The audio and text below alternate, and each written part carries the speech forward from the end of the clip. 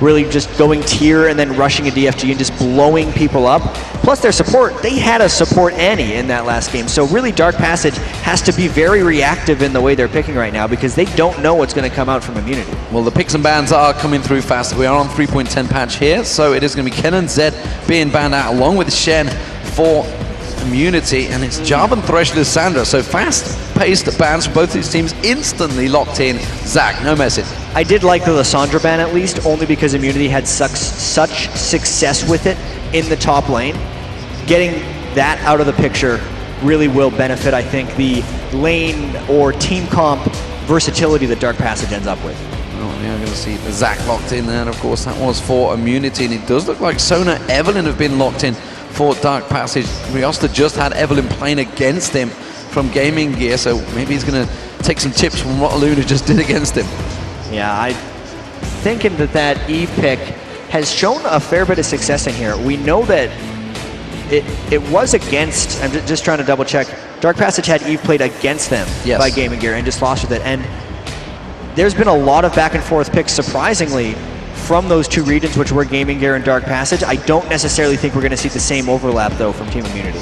So he also had Elysia in the game that was restarted, so obviously he's struggling to find his jungler right now. He hasn't found his spot right now. I feel like he's playing in a very uncomfortable state, and it's got to be tough for them since their very first game had the delay. They had to swap stages, then they ended up losing the game. They were losing the first game when the pause happened, but that's a lot of game and time that's already set in for them to be playing their second game here and really just having to reset once again for a totally new team that can throw anything at. So what do we count with Elysia now? Obviously had the changes in 3.10, one of the champions that was quite heavily affected by the champion changes. Yeah, I don't know if they're going to be running Elysia in the jungle or the top lane. I still think Elysia is a serviceable pick. I don't necessarily think Elysia is nearly as strong as she used to be. I think the Spiderling changes hit her incredibly hard, especially against teams that have a lot of incidental AoE damage, which Dark Passage absolutely still can have. Eve hate spikes for a couple seconds in a team fight. It's going to wipe out Spiderlings and just kind of shred through and get rid of a lot of the effectiveness of Elysia's spider form. They're going to have to be very careful with the way they go in that Elysia. Well, AD carries, we're seeing a similar pattern emerging. Whether that's going to happen throughout the whole tournament, who knows? With Twitch and Varus, it's pretty much the steady one, but the more important one there is the fact that Vlad was locked in. Yeah, I wonder here for Dark Passage, I know that they could definitely try and play that in a split push sense because that's one of the most popular things where the Vladimir's coming out from, but I haven't really seen or heard of Fabulous playing that split pusher. He had a pretty big struggle on Kennen in the two games he's had, so he's most likely switching it up there because obviously Kennen was banned away from him. I'm not really sure what to think of him yet because Fabulous had 2 rough games in a row and now he's getting banned out. That is a interesting pick, I think I would say. Picking a Twisted Fate into a Kassadin is not something I would see too often. Yeah, they're really going risky with that Twisted Fate pick. I'm almost certain here that they're just going for a heavy split push strategy and hoping Kassadin isn't enough. It's almost like Dark Passage decided what they were doing with that Vladimir pick, and then even though the Kassadin could just destroy a Twisted Fate, they're picking it anyway because they want it for the team synergy. Well, it's going to see how it works out. The fact that Twisted Fate did sneak through to the 10th pick. What do we make of these two teams? The fact that we have a lot of control, a lot of aggression as well, a lot of damage coming out from Immunity there, honestly. Well, as we heard HackerV talk about, it looks like Immunity really has their pick and ban phase down at this point. They have a lot of synergy within that team comp. Huge tank line from Zach, plus the roaming of Kassadin, and then they just have the lockdown combo of Zyra Twitch that we were talking about so well. They seem to have really the team comp required to just stop what Dark Passage wants to do. It's just going to be a matter of executing at this point. Meanwhile, of course, Dark Passage, they've got that combo. It's that bottom lane. They seem to favor it. Varus Sona. That's what they took in the very first of game against Gaming Gear. Was starting to snowball against them, but we had the restart. They took it a lot closer than with the Twitch, though. But so, do they favor the Twitch? Do they favor the Varus? And more importantly, who do you think is better? I mean, you work closely with these QA guys. Right now, absolutely. I feel like at least in this matchup, the Twitch Zyra has a little bit of an edge, only because they're not completely dependent on their level 6 to kind of make a play happen. What's most likely going to happen, and what we saw in Dark Passage's last matchup of this exact same lane, is they got first blood with a kill when they both at level 6, because they chained the Sona and the Varus ultimates together on Twitch. Then the cooldowns were so long that the Twitch and Zyra just came right back at him, because as soon as Zyra lands one root, Twitch can just go all out. And if there's no Crescendo to counteract that, Varus is on the defensive. Well, here we go, ladies and gentlemen. We are live for Game 2 of the International Wildcard Tournament. There's already, technically it's Game 3, I guess you could say, because there's already been 2 more games happen. It is a round robin, of course, and it is simply deciding, it's going to exclude one team. They're going to be placed 5th.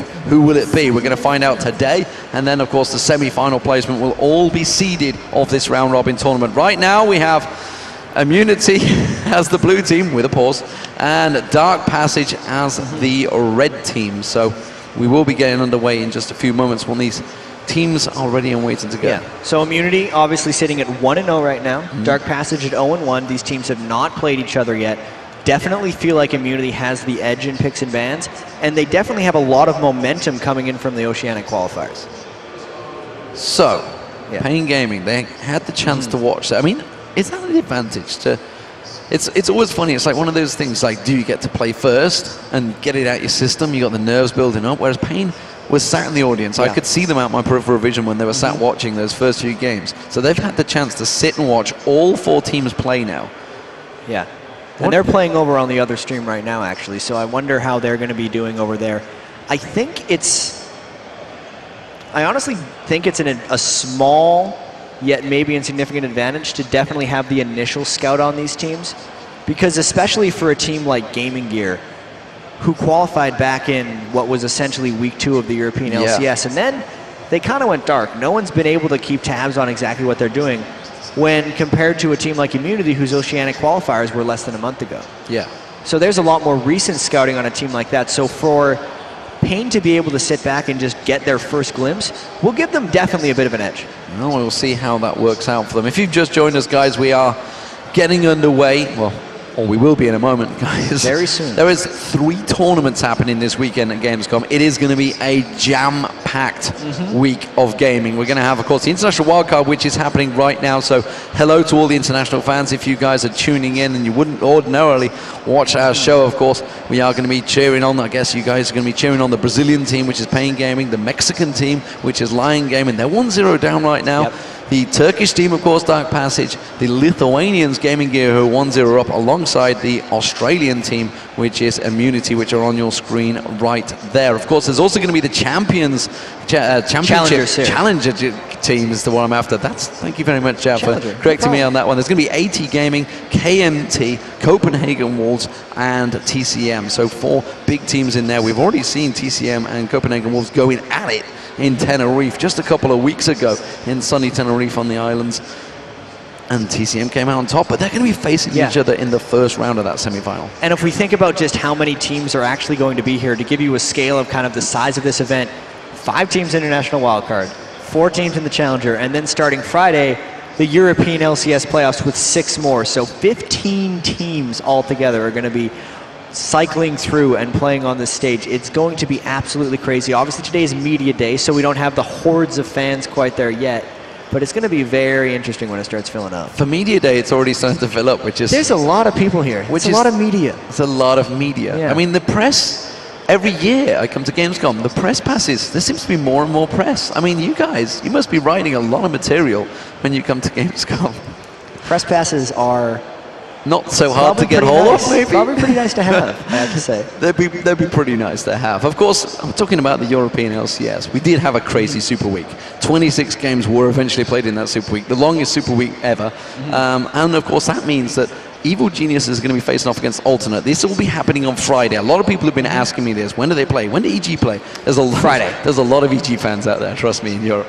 EG play Alternate on Friday, as well as Gambit facing off against Ninjas in Pajamas on Friday. Then Saturday is when we see Lemon Dogs and Fnatic playing the winners of those 2 games. And the cool part about this to me is, even though the International Wildcard Tournament and the European playoffs aren't directly related, they're still going to be seeding into the same tournament. We're going to get one of these teams heading into the World Playoffs from the Wildcard, and then 3 teams heading in from Europe. So even the teams like EG do have a lot of value in like watching these tournaments, seeing how Immunity is doing, seeing how Dark Passage is, because there's a good chance they could be in a group stage with. Yeah, by the end of this week, we will have 5 teams out of 14 into that World Finals, because we've already seen the Southeast Asian team making it in there, and that was, of course, Mineski from the Philippines. They shut down Chowie's team. Yeah, Singapore Sentinels didn't manage to get through. But here we are, ladies and gentlemen. This is the International Wildcard Tournament. This is for a place in the World Finals. The round-robin stages, second or third match of the day beginning here. It is going to be Immunity from the Oceanic servers and Dark Passage from the Turkish region. So, the question is, with DP down 1-0, after losing out to Gaming Gear, how will their confidence be? Will they be rocked? Will they be knocked? Or will Immunity be ready and waiting to go? As it is, we are seeing them setting up. 1.5 minutes gone. No crazy invades, simply standard ward placements. So, Chow, we've had a lot of changes in the jungle. Why is it we don't see a great deal of invades? We do sometimes see in the Korean scene, but it's honestly from the European LCS, we've barely seen anything this season. Invades are extremely dangerous, and I think a lot of teams are trying to avoid that. So many teams have a lot of faith and pre-planning into kind of what they're doing, and level 1s are entirely unpredictable in a sense that the team that invades, if they walk into a wrong bush, specifically against a team with Zyra, like Immunity has right now, you could just set yourself up to get 5 people rooted and just lose the game at that point. So it's a very touchy thing to try to do, and you need a lot of preparation and practice to be able to confidently go in and do invades, and that's just knowledge these teams simply don't have. And we could talk about the 2 champions that are actually selected here. You can see Naru on Twisted Fate. Looks like he's going to go into 2v1 in the bottom lane, so that's the mid laner heading down to the bottom, which means they're actually going to try and punish out Heaven here. This is a hard lane for Heavenz. It's a very interesting choice because Kassadin, yes, is very weak to 2v1s. But at the same time, it is easier to be the one person in a 1v2 if you're in mid lane than if you're in a side lane. It's not like Twisted Fate, which is played by Naru, is a good 1v2 side laner, and he's going to get punished just as much, if not more, than Kassadin. But this just says how much DP does not want that Twisted Fate Kassadin matchup to happen, and how much they want to keep Kassadin down while they're doing that 2v1 mid. So since they've moved into these 2v1 lanes, which AD carry will benefit the most? Will it be the fact that Varus is going to get free farming? I mean, effectively, they're both going to harass each other as much as they would in a 2v2, but it seems to me that Twitch is going to be happy in this lane, as is Varus.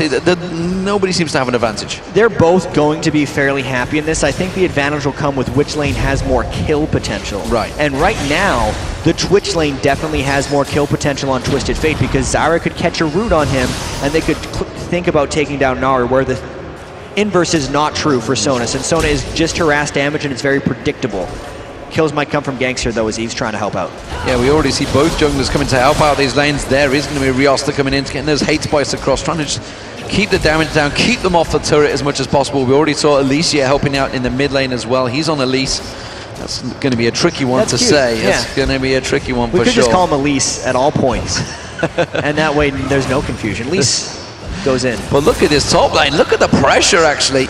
Swiper's going to have to back away here. You can see Fabulous has been putting the pressure down. Put the extra Fab in, by the way, in between the break we had. That sneaky guy. He's trying to gain the luck back from Fabulous to being Fabulous. He's nicknamed Fab by a lot of people over in Turkey, so he's at least trying to maybe play off of his fans a little bit. He loves to push up in that lane, sometimes without wards. Obviously, they have the river warded right now, but in their previous games against Gaming Gear, he got punished a little bit because he wins the early laning phase, but then he doesn't necessarily position or have what seems like the proper game sense at this point to stay in that lane smartly and not get punished. Early on, things are working out for him on Vlad, though. Yeah, we saw ReostA actually trying to sneak down there, but he was actually stood on a ping ward, and suddenly I think he realized it as soon as that little eye popped over the top of him and Twitch stealthed up. So raydere, one of the superstars apparently of the Australian scene, so we'll see whether he manages to shine on the tournament scene. It's all well and good, someone being a superstar, solo queue superstar, whether it translates though into big international tournaments, and we are seeing raydere punished here. He does manage to stealth up, and ReostA's not going to be able to find him. Tries to keep those hate spikes running. He gets caught out with the slow. Ooh. The moment raydere shows himself, he flashed for it, but that's going to be a kill. He's going to get caught with the Wildcard's return, but Naru's in trouble. He's going to go down. The Ignite will finish him off. Rosey throws in there. Barrier, will it be enough to cover him off? Tries to go in towards the push. No, it is a double kill for Rosey. Getting both kills on Zyra is not the best outcome for that, but it's still very good for Team Immunity. just over-committing in a sense, trying to get that gank kill, catching the turret, and then since one kill goes bad, they just decided to keep going. Twisted Fate stuck in a little too long. Almost didn't even deserve to get that one kill because Raydere could have dodged those last set of wildcards, but it is a 2-for-1, and it means necessarily, we've been talking about those 80 carries for a while, Raydere, despite getting help for a double kill, is putting himself behind Lithelion now since he died in that exchange. Well, we'll see what those 2 kills translate into. It is going to be a case of lucky pick. So actually Rosey going to be a little bit aggressive. We should talk about Rosey because Rosey actually used to be the mid laner for Team Immunity. And it just didn't end up working out for him. That's one thing about Rosey is he's actually played every role in some form in competitive events. Don't know really what level of competition that was. But he's another one of those supports that has played all the roles, therefore can help support better, at least in his mindset. Well, the AD carry of Raydere went back and got himself the Vampiric Scepter. Lithelion, meanwhile, hasn't bought anything just yet. Of course, in this mid lane, continuing to keep the pressure on towards Heavenz. Heavenz hasn't been that heavily punished, honestly, in this mid lane. Although, that said, Lithelion is way ahead in terms of CS. Yeah, I think that CS is obviously just because the Twitch died. Thinking about the Kassadin farm, though, is quite impressive to have 24 farm against the Verisona, and still, obviously because of the turret change, is about half a turret. I don't necessarily think that this lane swap by Dark Passage is working out for them the way they intended. On this top lane, we haven't had a great deal of chance to look up here. Fabulous was putting the pressure on towards Swiper, forced him back early on, is winning out in terms of CS, which doesn't surprise me entirely too much against the Vlad. No. You can see in terms of items, they're kind of just simply stacking against one another right now. And Vlad's gonna do the early laning generally better than Zach right now. Just range versus melee, no gank support has been thought of in that top lane, and considering how dominant Fabulous was at the very start of that lane, it does seem like that's kind of waning away as Sniper's been able to refarm that, especially if Swiper's able to get a few more items, potentially pick up that Spirit Visage. It's going to be trouble right back at Fabulous. That's what these Zacks do in the top lane, is they stack magic resist. Once they get their Spirit Visage, it's very hard to move them. Well, it was a BF sword picked up by Lithelion, so he's going to go for, I guess, more damage, try and bully out Kassadin. Kassadin, of course, hit level 6, as has Naru on Twisted Fate, so both with their ultimates available now. So we'll see whether we do have any Destiny going around. Oh, Chain of Corruption going out from Lithelion, not landing. Heavenz having to rift walk away from that one, so that ultimate coming at a timely moment. And 8 minutes hits, the bonus armor on the turrets is gone, and Dark Passage gets the middle turret. Comparing that to the other 2v1, where Raydere and Rosey are, unless they get this kill, oh no, they might get it at the right time. Stranglethorns goes down, is it going to be enough? Yes, the last shot comes in, Raydere picks up the kill. That's exactly what they needed, because they had essentially lost the 2v1 trade since they didn't have any turret damage, but getting the kill may make this a little bit worth it. They're going to try to get a little bit of turret damage, but Dark Passage is just roaming on the way down, and they're going to end up pushing him back. Crescendo is available. If they get in there, they're going to go straight in towards it. This is a bit of a face check. Teleport comes in. It's going to be Heavenz to catch out. Lithelion gone too deep, and he gets caught out, and Heavenz picks himself up the easiest kill he'll find. Flash from Holythoth. He's not done yet. He's going to have to try and get away from this one. They did have the cover of ReostA as well, but they should be able to push on towards the tower here. Immunity's ahead of the game with that gank. They knew that Dark Passage was going to be roaming down, got the teleport, and now they're just continuing on. Well, Crescendo's still available, so they've got to be careful they don't overstretch this one. Holythoth has used that flash, so he's not going to be able to jump on towards them. Here comes the Twisted Fate. Will it be enough? Is he going to even use that Crescendo? He's already used it to try and catch out a tell a lie. That's going to be the wildcards going through. ReostA picks up that kill with the hate spikes. He's going to try and get that speed buff, get on towards Elysia. Not going to happen. Yeah, so the Crescendo was used in the first fight. It's before the roam happened down, and that was actually a case of Immunity just completely overstaying their welcome. It's almost like they forgot the Twisted Fate existed in the game. He came down, didn't allow the stealth Twitch to survive, obviously because Destiny just gave him all the vision there, and it does give that nice little turnaround kill. Well, it doesn't seem that they are done yet. It's still a 3v3 stack in this bottom lane. Finally, we're seeing Elysia backing off. This top lane, there's been a bit of back and forth there. It's both got their ultimates available, and they're continuing that farming trend. But look at this. It's actually Naru they're going to focus on. ReostA was waiting in the wing zone. Wildcards come through. They get the kill onto Elysia. Wow. Again, nobody's backing away from this fight. They just keep skirmishing again and again, and this fight could continue, actually, because Dark Passage is trying to start this dragon. This is really just ReostA trying to put his stamp on this game right now. He struggled in the previous ones, but he's making plays happen on Eve right now, forcing even more engagements as they try to get this dragon down. Stranglethorns is available. Rosey's going to come around the side, catches on. There's Stranglethorns being used, but actually flashed away. It's Naru. He's pulling a lot of damage down on his own. Flash! Raydere comes flashing across the side and picks up the kill in Banana Bush. Then they're not over yet. Heavenz trying to get on towards Holythoth. Holythoth with no mana, having to back away from this one. They're going to pursue though. Raydere's looking at coming across. No, they have to give the call. They're going to back off. All right, we can calm down a little bit here. And the thing we need to notice Heavenz is going for it. Oh, Heavenz is going for it. He's trying to get towards Holythoth. He's in a 3v1, but Chain of Corruption comes straight out. Piercing Arrow will find his target, and Lithilion will get it. You said it. He's crazy. Yeah, that was not a good idea. Even if he gets the kill, he's still giving back assist gold, and he's just kind of going all out trying to make plays on Kassadin. But if we look at the objective-based game so far that Dark Passage has been playing, only now do they end up getting one turret back. But losing that dragon, despite having a 5-4 kill lead, they're still down that 2,000 gold because they just haven't been able to keep up with, I guess, the lane push that Dark Passage has been able to put on the map and the essentially pressure that Twisted Fate creates, knowing he's with that ultimate, despite his 1-3 score. Well, his passive, of course, only affects himself now. It won't be the rest of the team that's stacking up. So Dark Passage have legitimately gained themselves that extra 2,000 gold lead that they currently have. 1-1 in turrets right now. Pretty close in kills. And it ain't over yet, though. Naru getting engaged upon by Heavenz, just putting the pressure down. Rift walking in towards him, using that force ball, saying, yep, I'm here and I will cause you problems in this mid lane. And this game is not even close to over. ReostA trying to set up a gank here. It's going to be tough to lock down a Zac here, but he's going to try. Good baiting from Fabulous, trying to keep Swiper there, just forcing him back. Fabulous is not going to follow this one up, but he's keeping those haste boys going. He's going to keep him back. Finally, has to Elastic Slingshot himself away from the fight. And we can see Fabulous's build is growing to also be a split push monster. He's went with the Spirit of the Spectral Wraith as well as that Negatron Cloak. So we talked about how Zac becomes an immovable object. Fabulous might be a little bit more difficult to deal with. Ghost Flash Vladimir, the standard summoner spells for split pushing, especially when you consider everyone on immunity is magic damage except for Raydere, who's actually been kept down very well this game. Fabulous has a good chance of split pushing his way to a victory here. So how do we see this game developing? Looks like Build to Order Cutlass is going to be picked up by Raydere, while Bloodthirster has been completed by Lithilion. Lithilion, of course, got himself that 1 kill early, has got that CS advantage, but overall, we've seen what's happened in the mid and lane phase. We're moving into the mid game now. Who's really going to have that power advantage? So right now, I'd say it's going to be Dark Passage, only because ReostA's Jungle Eve is able to create a lot of opportunity, and there's no way that Immunity can reliably deal with Fabulous right now. As you can see, they just sent 3 people up, didn't even think about ganking, and that just allows Dark Passage to do so much more on the map.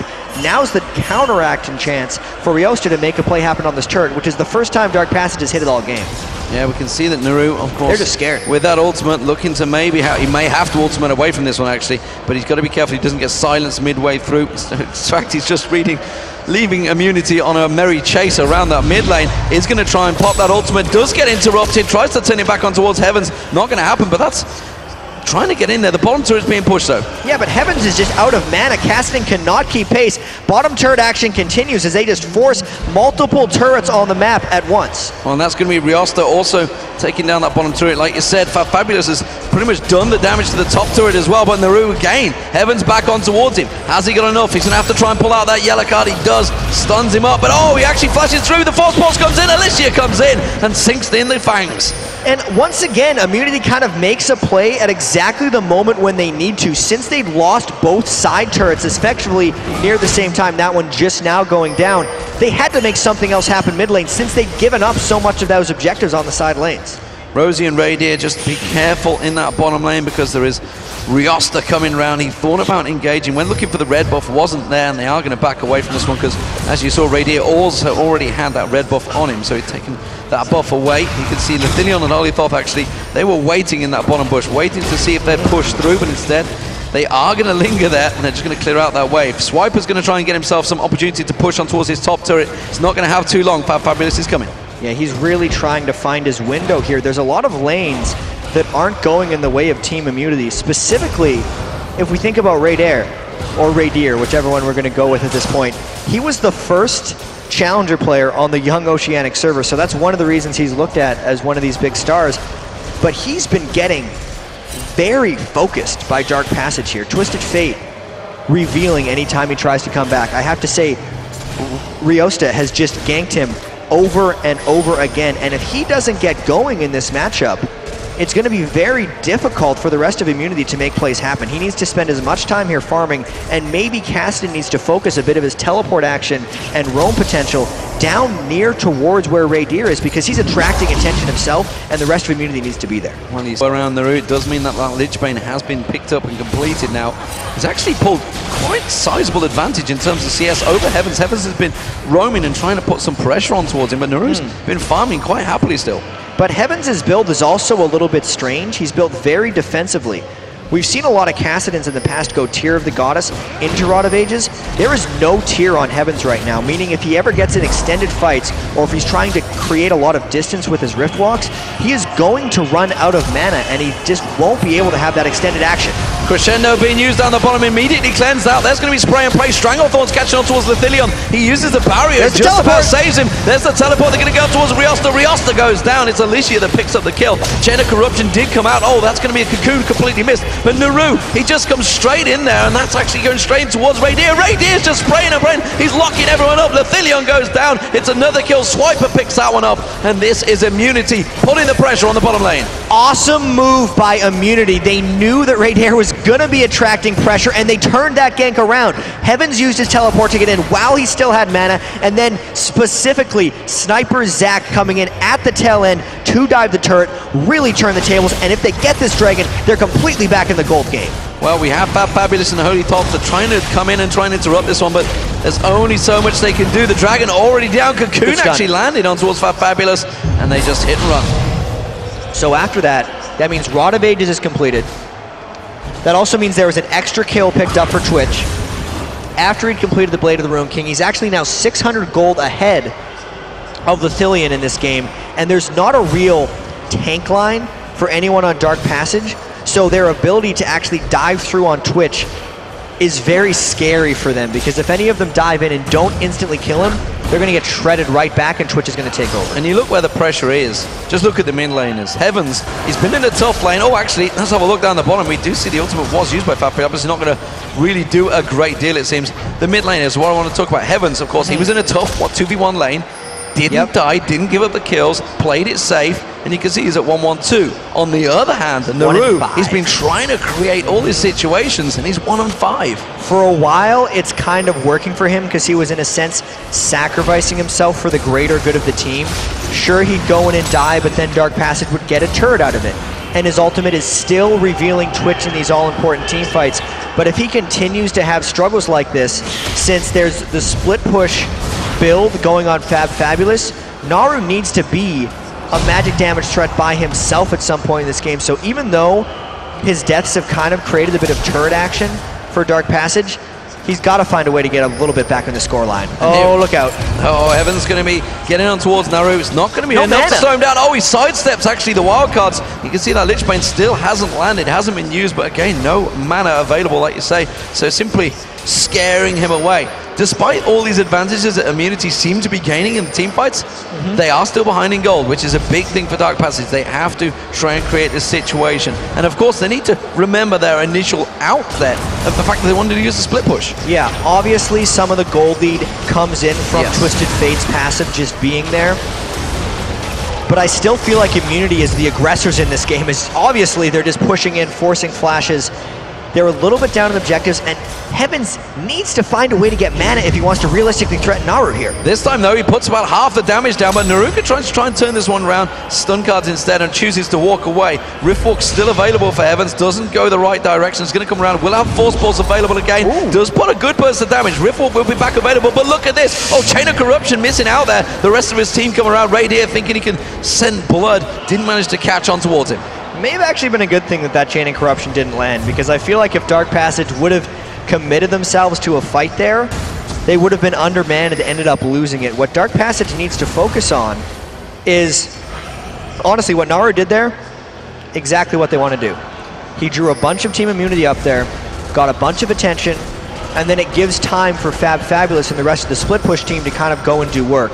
What Dark Passage needs to do better than that, though, is instead of Fabulous taking rates, he needs to shove the lanes, so there's actual turret pressure that punishes Immunity from going for things more than just taking one little insignificant jungle camp. And I'm interested in seeing what Elysia's jungle build is going to turn out, because he's obviously going for the Iron Locket Solari now, which is an interesting item for a second item, because we've seen so many Elysias in the past just going straight aggression from the jungle now in 3.10. And Magic Pen is what's been happening for most of these teams, but I think it's because Dark Passage has such an ability power heavy team that in this circumstance, it's worth it. Oh, Fabulous getting locked up there by the grasping roots, and look at this, Heavenz going looking for those kills again. This time he's got full mana, and he may be able to find it. Naru's going to try and get away. The Force Pulse doesn't actually land there. Naru gets into the bush, can't try and pull that stun card out, manages to get it just as the ultimate comes in. No silence he's left. going to try and get out of this, like you say, just use the silence, gets away from it. Naru doing his best job at distracting Immunity right now, but once again, Dark Passage needs to make something happen on the back end as TF's trying to pull his wizardry over here. Escaping the cast and gank is well and good, but now that that's already happened, he's out of spells. Heavenz still has it, and he can go in. Holythoth caught out, he's going to go down. It will be Elysia that picks up the kill, and Immunity now may try and take advantage. They're going to push for that mid turret. So Crescendo out of the game right now. No Twisted Fate ultimate either. And here we go. If they land something good, they might think about going in, because there's no tanks on Dark Passage to try to turn this one around. Wasn't sure whether they were going to try and Rift Walk through. They could Elastic Slingshot, less bounce is available. They could jump all over Dark Passage. They are grouped up heavily, but they're not going too deep on this one right now. They're just going to keep the pressure on, and maybe even back off from that turret. It's a very dangerous turret to gank, which is why we're seeing hesitations from Immunity. Immunity would only go in if they landed the root and had essentially gank kill or dive kills guaranteed. Until then, they're just going to try to find that opportunity. If it doesn't come, no sweat, because they feel like they're in control. It's a 5v3. There was no Crescendo. You can see that the fact that obviously Holythoth had been caught out, so I wasn't surprised they didn't go in, but nevertheless, they will back away from this one. So playing it safe. Remember, this is the international wildcard tournament. Every win counts here. This is all about seeding. It's all about getting position in those semi-finals and getting the best matchup you can. Currently right now, Immunity, they're 10-4 up in this one. Pretty still 1,000 gold behind, obviously because of the Twisted Fate, but they are 1-0 up. And here's why Immunity felt so confident not tower diving, is because they don't really care if Dark Passage Vladimir right now, Fabulous, is just farming up a storm, because that's where a lot of the gold lead is coming from. It's 100 minion kills on his end, almost 8,000 individually for Fabulous, but for them he's a split pusher right now. And he doesn't pose an immediate threat because he can't kill anyone in the split push. If all they do is put Sniper up against him, tank sack, he can kind of neutralize that threat. Immunity knows if they get into a late game teamfight phase, they're going to be okay. So they can just kind of wait for that moment to happen. This, though, looks like an assassination may well happen. Stealth comes out from Raydere. Heavenz goes across, tries to bait him away. This time he may try and use his ultimate. Is he going to be available? Can't Destiny away from this one. There's too much damage. Tries to come out. There's the barrier. Can Destiny get away? No! Raydere is there. They had the damage this time to lock him down before he could escape. And this is as the Dragon's coming down. So this is, again, why Immunity doesn't care about the threat right now. Dark Passage kind of needs to make something happen because their split push isn't working. They're going on towards ReostA. ReostA taking a lot of front-loading damage. Raydere picks himself up a second kill. Now Fabulous, he tries to turn around. Hemoplate's going to pop on Raydere. Not going to take a piercing arrow. Just out of range. Rosey gets the kill on towards Fabulous. That's going to be a second one. Elysia picks up the kill. That will be Lithilion going down. And that's a disaster for Dark Passage. They lose 4 members. Immunity absolutely wrecked Dark Passage in that fight. And you could tell Dark Passage was very hesitant after Twisted Fate was dead in that one. They said, we can't give up the dragon. We're only winning because we're up in objectives, was what their mindset was saying. So if they give up objectives, they're going to lose the game. But they just gave up both in that case. They lost a team fight, effectively a delayed ace, and then also lost the dragon. Not good in any sense. So second dragon of the game for Immunity there, and the gold does finally swing in Immunity's favor. They are still behind in towers. They haven't even touched that top tower. And like you said, all that gold from Fabulous didn't really help when you get locked up by 5 members of a team. Exactly. You can have a bunch of gold, but it's a 5v4. They didn't have the crowd control lockdown. There wasn't any grouping. Let's take a replay of this fight as well, because you can see it's just a scatter by Immunity. Vladimir is all by himself because there's not actually a cohesive team fight that comes out from Dark Passage right here. Sure, Vladimir almost killed Twitch, but everyone else on Immunity could just fly around and pick everyone up. Yeah, they have such mobility as well as that team. You can see the fact that you can slingshot in there, rappel in there, force Rift Walk across, and they just seem to have them locked down. Rosey doing a fantastic job of controlling the situation as well. 3-0-5, I might add. Now got the Morellonomicon. It's a nice little bonus for Zyra there. Having the extra cooldown reduction is one of the best things, as well as just straight up healing debuffs will come everywhere from Zyra when they get people low, which surprisingly is very effective against Sona in teamfights, just getting those final kills off. It's a good item when you have a little bit of extra gold. And we are now seeing Elysia. He's got them Sorcerer's Boots, so I guess maybe the Haunting guys will follow. We'll see which way he builds this one. Yeah, and you were talking a little bit earlier about how the Elise build seems strange, since so many Elises we've seen recently since the patch just go straight Sorcerer's Shoes, Haunting guys on Elise and try to blow people up. But you can tell Elysia is trying to balance the two right now, since they absolutely have team fight superiority, in small part because of the 20 Magic Resistora that building that early Locket of the Iron Solari actually did give them. So I think overall, in this game in particular, he's building Elise perfectly. Well, we've seen Naru's gone back to get himself that Rabadon's Death Cap still. No Negatron's Cloak in there, so I still feel that Heavenz is just going to completely focus him on the next fight. He's almost got his Zhonya's Hourglass completed, so he's going to be looking to cause some problems and go very deep. Look at this, Immunity backing away from Dark Passage. They're trying to collapse on him. Here we go, teleport coming in. Immunity wants to turn this one, and they should have waited a little bit longer, because you could tell Heavenz had his teleport and he wanted to come, but now's the fight. Chain of Corruption comes in, crescendo use, but look at that, let's bounce. They managed to catch Dark Passage incomplete. Look there, Lethilion, he's going to go down. Elysia does get dropped in that, but that was a double kill picked up by Swipe. It's a 4-for-1. Unless Dark Passage flanks around with Eve and gets a clean initiation, it doesn't matter if you start with a crescendo.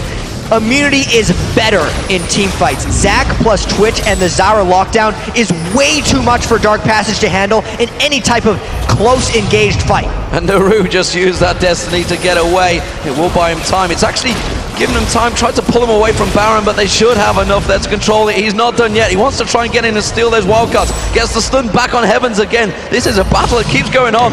Rift Walk away. He's not giving up, but there's the barrier going down. Now he may be able to finish him off. Has to use the barrier. And Heavenz, is he going to let him get away? Yes. Yeah, that was a little bit of an overcommit by Heavenz, trying to get Naru down, but it was all for safety in Baron. Since this Immunity knew everyone else on Dark Passage was dead, there was an outside chance of a wildcards coming in. Let's take a look at that fight and how it happened. Yes, the crescendo landed, but no other follow-up was there. You could tell, as you saw Eve coming in from the back, they were hoping to get that combination, but Heavenz had actually pulled Eve away from the fight so that they couldn't combo crescendo with the Eve-ult. And then Immunity essentially just went past Eve, didn't let her catch up to the fight, and it's one of the big reasons, aside from just the huge team fight superiority they have, that they won. And when you're in an enclosed space like that, Rosey just put the Stranglethorns down.